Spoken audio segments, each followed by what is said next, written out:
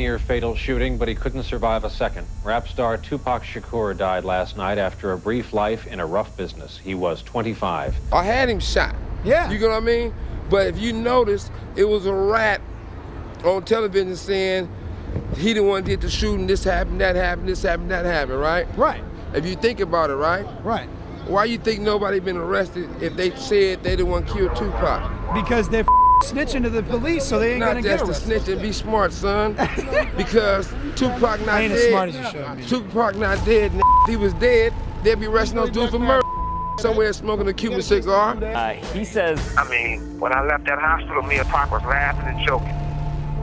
So I don't see how somebody can turn from doing well to doing bad. So you seriously think that he might still be alive? I'm gonna tell you this, Pac, you never know.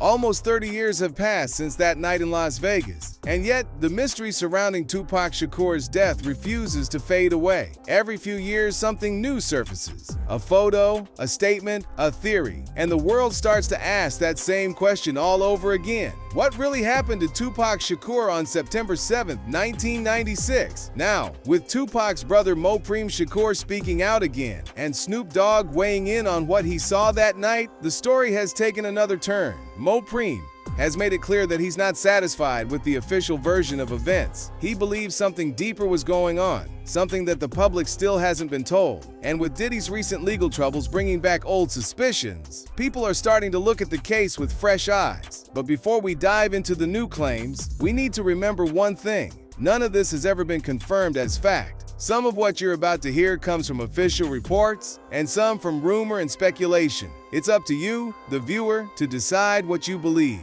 So let's go back to that night in Las Vegas, the night that changed hip-hop forever. In the last interview we did, you said Tupac murder was an inside job, but I never got to ask you, why do you think it was an inside job? I don't know if I said it was an inside job and put it in that perspective, but what I was saying is that it's funny to me that you got Suge Knight, you got bodyguards, you got guys who hanging around doing security, and the dude runs to Tupac. I don't think Tupac gave the dude the chain that Orlando and his people supposedly had took from him. I think if it came from anybody, it came from Suge Knight or somebody in the office. But it was funny to me that he goes to the littlest in the crew and tell him that this dude Orlando took my chain and he over there. You understand what I'm saying? So that part of Pac going over there, it was always mind-boggling to me, because Pac know that he's on paper. He gets involved in anything, especially in any kind of aggressive manner or battery, he going back to jail. All that bail money, all that shit revoked.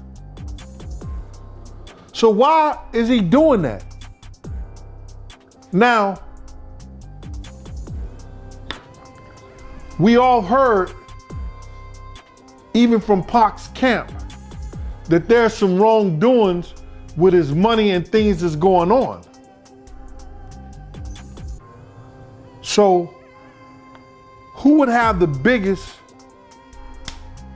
loss?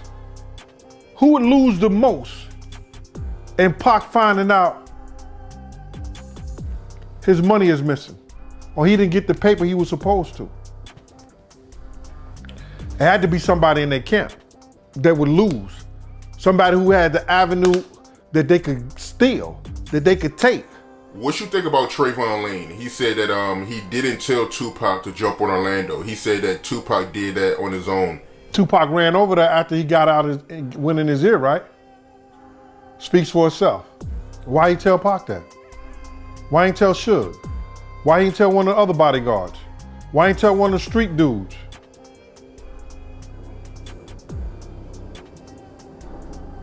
Why would he tell Pac? Did anybody ever ask him, why did you tell Pac? Why didn't you tell Suge? Because Suge gave him the chain. Why you ain't tell one of those other guys? Why you ain't tell Pac bodyguard? It was September 7th, 1996. Tupac was in Las Vegas with Suge Knight to watch the Mike Tyson versus Bruce Seldon fight. After the match, a fight broke out in the MGM Grand Lobby involving Tupac and a man named Orlando Anderson, a known gang member from Compton. That fight would turn out to be the last footage ever recorded of Tupac alive. A few hours later, around 11:15 p.m., while stopped at a red light on Flamingo Road, a white Cadillac pulled up beside Suge Knight's BMW. The shooters opened fire. Tupac was hit 4 times, twice in the chest, once in the arm, and once in the thigh. He was rushed to University Medical Center, where he fought for his life for 6 days before being declared dead on September 13th. At least, that's the official story. But according to Mopreme Shakur, there are parts of that story that never made sense. He says that from the very beginning, there were gaps, contradictions, and strange details that no one could explain. Police reports went missing, witnesses gave conflicting statements, and even those closest to Tupac started to question whether the truth had been hidden from them. You said that the same people that was trying to kill Puffy are the same people that was trying to kill Suge. What makes you say that? Because if Suge said that Rafael Perez and David Mack was trying to kill him, those are the same people that was trying to kill Big. Because David Mack and Rafael Perez was seen at the scene. They got pictures of them at the scene. Rafael Perez was picking up bullets at the scene. Cops know you do not mess with the evidence. You leave the evidence right where it's at. So, bruh, they couldn't get Puff. And Big was collateral damage. So pretty much what you're saying, right? And I'm trying to make sure I'm hearing you correctly. You're saying that the same people that killed Biggie are the same people that killed Tupac, LAPD. If Suge says, if you solve one, you solve them both, I gotta go with the eyewitness. And I don't know why would Suge say that when Keefe D says that it was him, Orlando, and Dre and them in the car together. But why Suge would say, if you solve one, solve them both. He said that in the documentary. Like I said, man, I just believe that somebody was made to say something, and I hope the Vegas Police Department do their due diligence and get down to the bottom of it and make the truth come out. I mean, that is consistent with what you was telling me some months ago, how you felt like, you know, the whole Tupac Vegas situation was an inside job. So, I mean, it's consistent with what you've been telling me, so. It don't take a rocket scientist for this, man.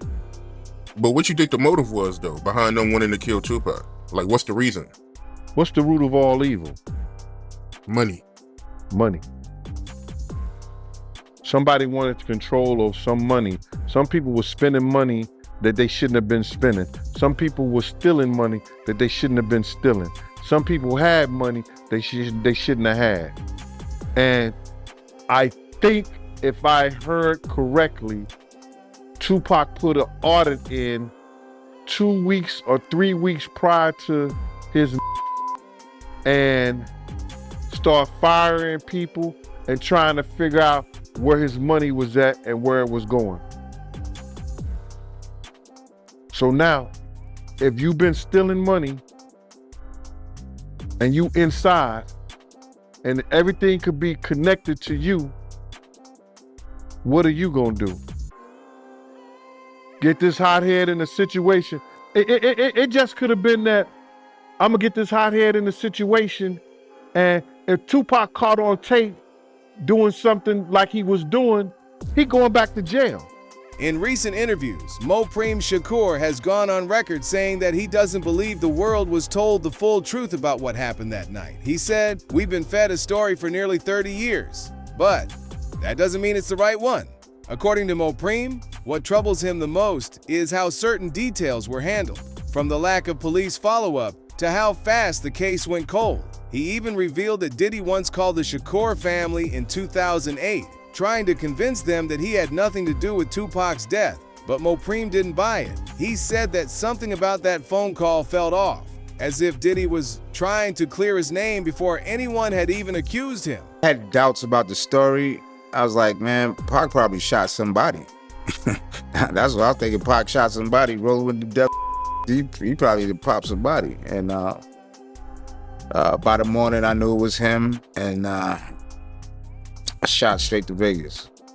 So when you got to the hospital, how was that like? Because I heard that Pac, he was getting death threats when he was at the hospital. Like, people was calling up to the hospital making threats. Yeah, it was very intense. A lot of emotions. People were sad. Death threats. But we try to form some security detail, at least around the floor, around his room, because they had him on the first floor. But so me, Brother Watani, Storm, a few others, we try to secure the area, do as much as we can. Yeah, I heard a lot of people was mad about that, man. I heard Gaddafi, he was real mad about Pac being on the first floor. Yeah, Thug in Peace, my little brother Gaddafi, yeah. Yeah, he was one of them. He was down with us. Yeah, we were pissed off. I'm like, this is an assassination attempt, right?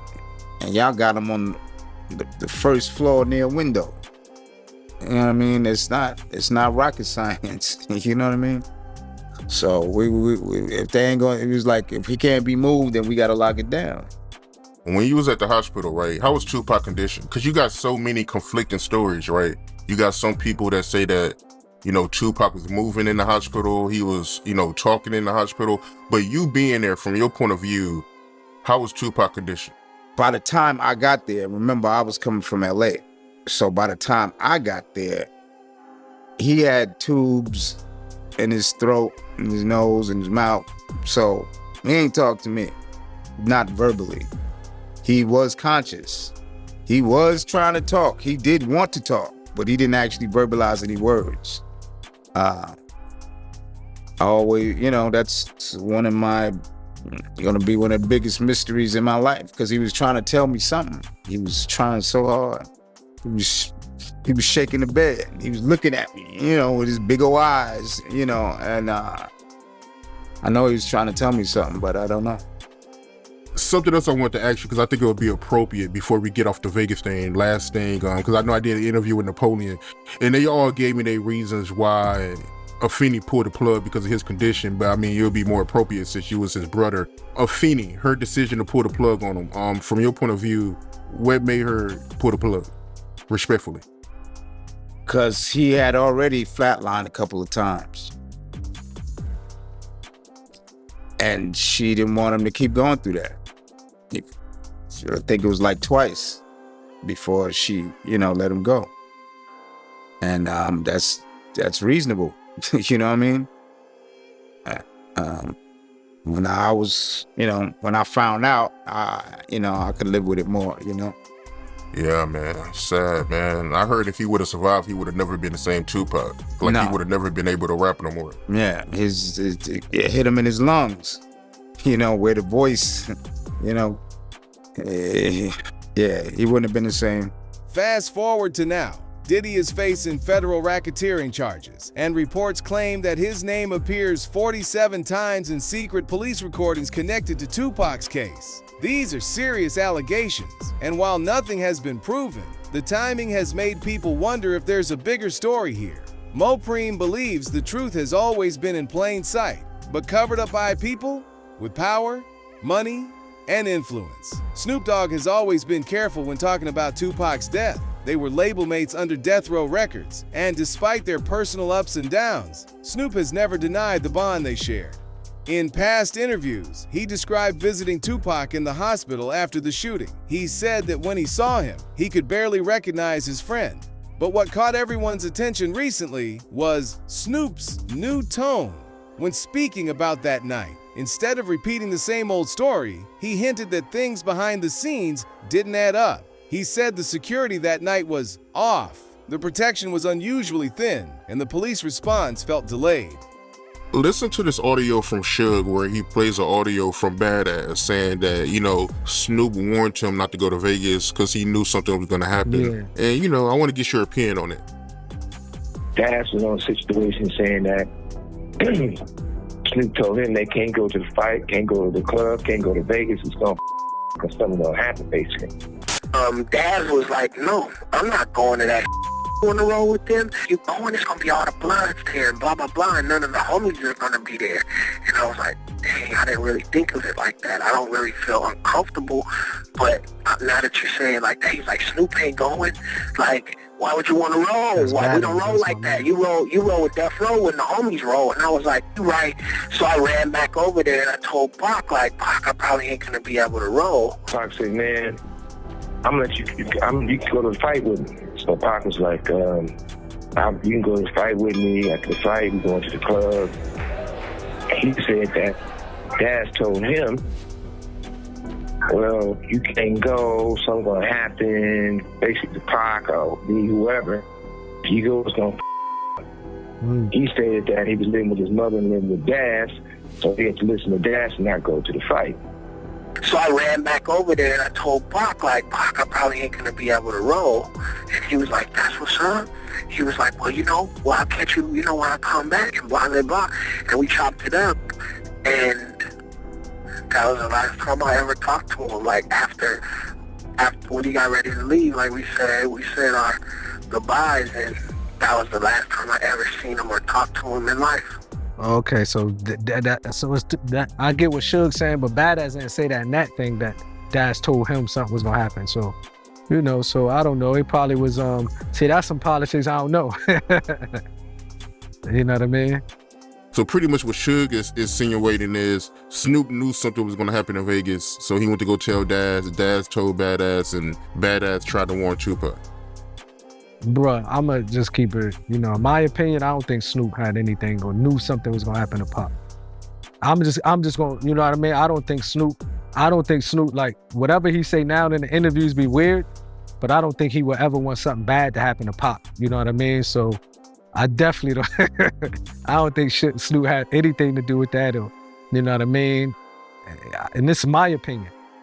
No matter how many times we get up, we don't agree with his interviews, but come on, we ain't gonna say that Snoop knew something was gonna happen to Pac and he ain't saying that. That's what I don't think happened, bro. That's just me giving, you know what I mean? So basically, I think, bro, I think they're doing tit for tat. You know what I mean? I think at the beginning, I remember Snoop used to try to say Suge had something to do with it. And I think now Suge saying Snoop, I don't think none of them had any, I know for a fact, God willing, I don't think Suge had anything will ever want somebody to hurt Pac. And I don't think Snoop will ever want somebody to hurt Pac. So I think they just they just gonna, they saying, oh, you said this about me, I said about you. That's what I'm getting out of the situation. You know what I mean? Badass was genuine, you know what I mean? See, when it comes to these type of things, these might be politics. I don't really know. You know what I mean? That you have Suge saying something about Daz so badass, so you know what I mean? These are things. It might be some politics, some LA politics or something they was going through. You know what I mean? But it's weird. It's very weird because Pac had a lot of love for Badass for sure. But man, that's the first time I heard something like that. I don't even know how to react. Snoop didn't outright claim Tupac survived, but his words have reignited questions about what really went down. Was the shooting an isolated incident, or was it part of something bigger, something orchestrated? When you pair Snoop's doubts with Mopreme's recent statements, it becomes clear that even those closest to Tupac still feel like they don't have closure. This part of the story is where things get complicated. For years, there have been whispers linking Diddy to the events surrounding Tupac. These are only allegations, not facts, but they've followed him since the 90s. With Diddy now facing multiple federal investigations involving racketeering and organized crime, old theories are resurfacing. Some reports claim that investigators found tapes and files from police archives where Diddy's name was mentioned in connection with Tupac's shooting. What adds more fuel to this theory is that Keffe D, the man recently charged in Tupac, once claimed that Diddy had offered money to target both Tupac and Suge Knight. Those statements are still under legal scrutiny, but they've reopened the debate about whether the East Coast-West Coast feud was really about music or about something much deeper. For years, Diddy denied any involvement, but now, with new evidence being examined, Mopreme Shakur and many fans are asking whether there might be truth buried beneath the noise. The boy Puffy called me though. Puffy called me back in the day. He called me, he was like, I just want you to know I ain't have nothing to do with your brothers. You know, I know who you are, but we never met. And I just want to call you man to man, let you know that I ain't have nothing to do with your brother's death. Now, why was he calling me, reaching out to me? Because LA Times had just dropped, it was in the early 2000s, LA Times had just dropped an article in the newspaper implicating him as well. I told him I appreciate the call, but the truth is yet to come out, so we gonna see. And I remember that article, man. And the guy that wrote that article, he actually did a few Tupac interviews when Tupac was still living. So, yeah, that's crazy, man. So Puffy, he called you trying to plead his innocence. Well, him and I think him and C's was on the radio out here, and Big Boy, shout out to Big Boy. He hit me up. He was like, yo, man, you know, Puffy, see, they want to talk to you about the whole situation about your brother. And, you know, especially back then, I wanted all the information I could get. And I heard what he said, but, you know, this chaotic. I ain't know which way to go until you find out more information. And yeah, that was the early 2000s. Did Little C say anything to you? Not that I recall. Yeah, that sounds like a guy that's guilty, man. Him calling you trying to plead his innocence. Yeah, man, you know, he could have been trying to cover his ass, or he could have been sincere. We gonna see. It's just too many attachments to Diddy, man. At some point, you got to start looking like, yo, what's going on? I mean, when Tupac got shot at Quad, you know, they was talking about Diddy. When Tupac got killed in Vegas, they was talking about Diddy. At some point, man, you got to start looking at them like, yo, what's going on, yo? Yeah, and, you know, you got people like, you know, Kading is out, you know, doing interviews and talking about, you know, it be feeling like he got sympathy for Puffy because he was scared. Yeah, he was scared. Yes, I agree. I do agree that he was probably terrified for his life. So if that is the case, it's also quite feasible that he put up money to get Pac killed. You know what I mean? So, yeah, that's weird. But we gonna see, time will tell. And on top of it, he had his own problems with Suge, you know, before Pac. So, yeah, I get it. You should be scared, you know? Beyond the suspects and rumors, there are the cold, hard inconsistencies that keep people talking. The official coroner's report listed Tupac's height and weight incorrectly. His weight was recorded as 15 pounds heavier than he actually was. The report also noted tattoos that didn't match his known ones, and the doctor who allegedly performed his autopsy disappeared shortly after the case closed. Then there's the cremation story. The cremator, who supposedly handled Tupac's body, reportedly retired and vanished the next day after allegedly being paid a large cash sum. No one could confirm his whereabouts afterward. On top of that, there were no bystander photos, no hospital images, no clear footage from the aftermath. For a man as famous as Tupac, that level of secrecy still shocks people to this day. It left the public with more questions than answers. Suge Knight himself later said in an interview, "Nobody seen Pac dead. They just said he was." And coming from the man who was sitting next to him when the shots were fired, that statement only deepened the mystery. If I know who killed Tupac, and not saying Tupac dead or alive, but I'm saying if I ask me if I know who killed Tupac, I'm the said, hey, absolutely not. Yeah. You know what I mean? No. I don't get down like that. One thing people gotta realize, it's mother born and raised out here. Yeah. You both respect the mother who live out here. Yeah. Because right now we got a lot of out-of-towners living out here and they ain't saying nothing about it. Yeah, exactly. You'll have a 90 mother walk down the street and says Suge Knight killed Tupac. When everybody know off the top, I ain't the killed Tupac, I'm the protected Tupac. Yeah. But at the same time, bitch ass Puffy can give him a mother star and every rat in the world said he didn't want to kill Tupac. Yep. Or had him shot. Yeah. You know what I mean? But if you notice, it was a rat on television saying he the one did the shooting, this happened, that happened, this happened, that happened, right? Right. If you think about it, right? Right. Why you think nobody been arrested if they said they the one killed Tupac? Because they're snitching to the police, so they ain't Not gonna get just arrested. to snitch and be smart, son. Because Tupac not Ain't dead. as smart as you should be. Tupac not dead. If he was dead, they'd be arresting those dudes for murder. You know he's somewhere smoking a Cuban cigar. Here's where the theories start to stretch beyond the borders of the United States. One of the most popular ideas is that Tupac fled to Cuba with help from his aunt, Assata Shakur, a political activist who was granted asylum there after escaping from prison in the 1980s. Fans have long believed that Tupac used those family ties to disappear into Cuban society, where he could live under a new identity. This theory was fueled even further after federal agents reportedly found references to Cuban files during raids on Diddy's properties earlier this year. Nothing official has been confirmed, but it sparked discussion about whether Tupac's escape could have been protected by powerful people on both sides of the law. Over the years, there have been countless alleged sightings. A man resembling Tupac seen in Havana bars, photos of someone fishing off the coast of Cuba, even rumors of him being spotted in Malaysia.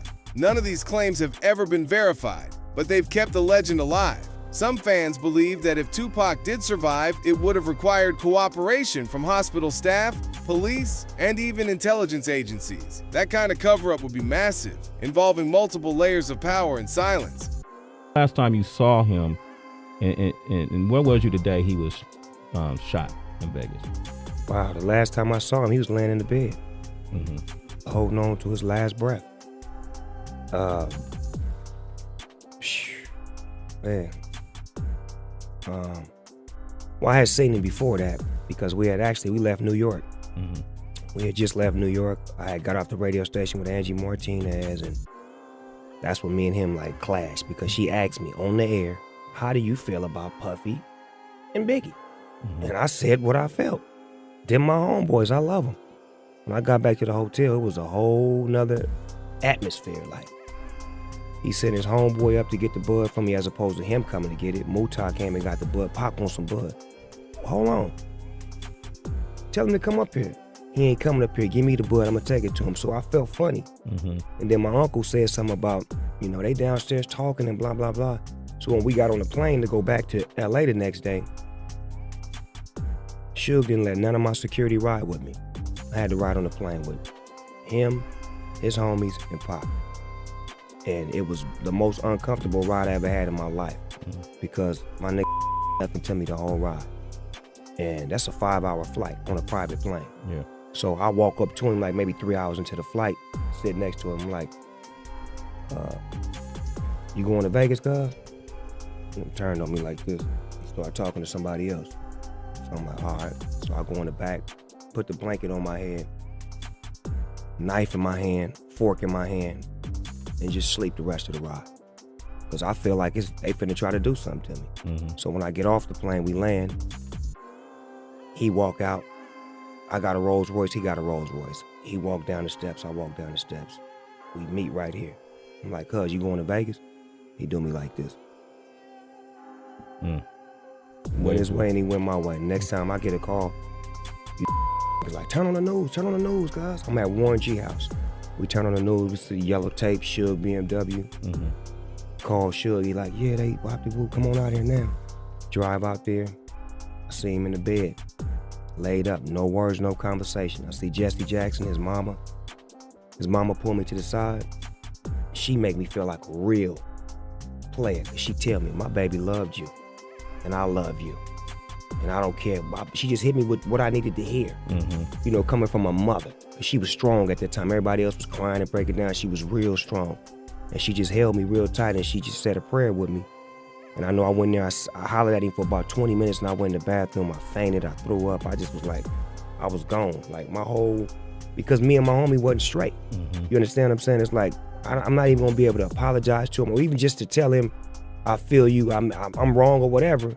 We never got that day, and that's the way it ended with me and him, to where he passed away, and I never got a chance to, you know, apologize or even just tell him, you know, what is it? How can we fix this? Still, Mopreme Shakur and others close to the family never outright confirmed that Tupac is alive. They simply insist that the truth of what happened hasn't been fully told. To understand why people believe Tupac could have faked his death, you have to look at his own work.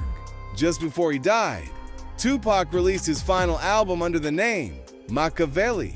The title came from Niccolò Machiavelli, the Italian philosopher who wrote about faking one's death to outsmart enemies. On the album cover, Tupac appeared crucified, symbolizing death and resurrection. Inside the lyrics, fans found what they believed were hidden messages, lines about escaping death, returning in 7 days, and living on through legacy. The album's full title, The Don Killuminati, The 7-Day Theory, only added more mystery. Tupac completed the entire album in just 7 days, which fans connected to the biblical idea of rebirth after 7 days. Many took these details as proof that Tupac had planned something before his supposed death. Others say it was simply artistic expression, a man aware of his mortality, turning his fear into poetry. Either way, the Makavelli symbolism became the fuel that kept every conspiracy theory alive. Of late, Puffy, he been showing Tupac love on social media, man. Have you seen it? What you think about it?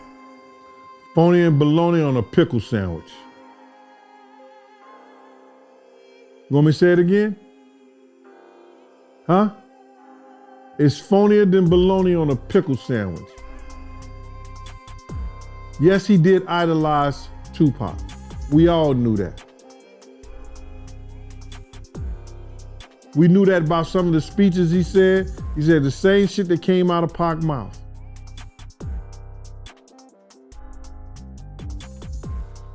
But he didn't like him.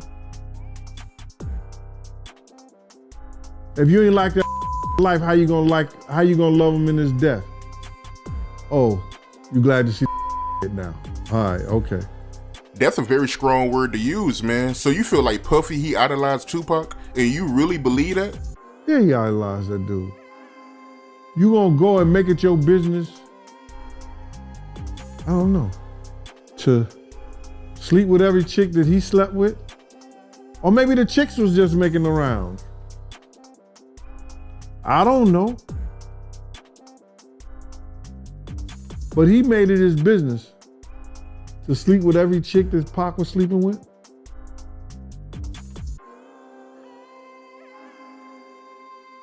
Pac was the first one that came out with that yellow and black Versace shirt. What Puff go do? I want that same shirt right there.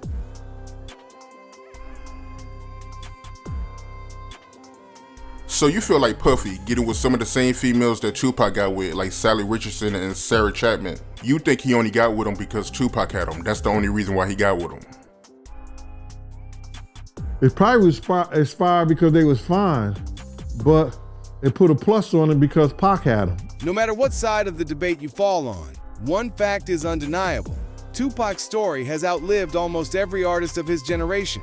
His influence still shapes music, culture, and social activism today. Whether you believe he was taken too soon or that he somehow found a way to escape, the mystery itself has kept his name eternal.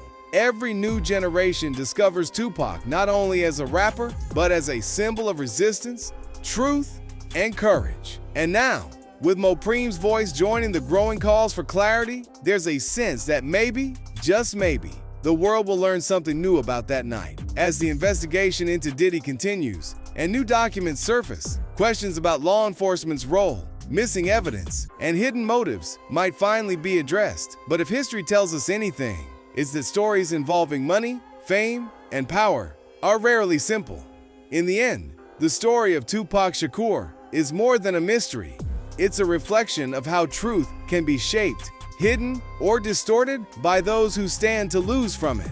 Mopreme Shakur's recent words remind us that time doesn't always heal unanswered questions. Snoop Dogg's quiet doubts remind us that even eyewitnesses may never truly know the whole story. And the ongoing investigations into figures like Diddy make us wonder if justice is finally catching up to secrets long buried. Whether Tupac died that night in Las Vegas, or whether something far more complicated happened, his presence in culture is undeniable. His music still speaks, his message still moves people, and his mystery continues to inspire endless debate. So maybe the real question isn't whether Tupac is alive or dead. Maybe the real question is, why has the world never been allowed to know the full truth? Let us know what you think in the comments below. If you like this video, hit that subscribe button so that you never miss out on any new videos. And until then, fam, keep it real.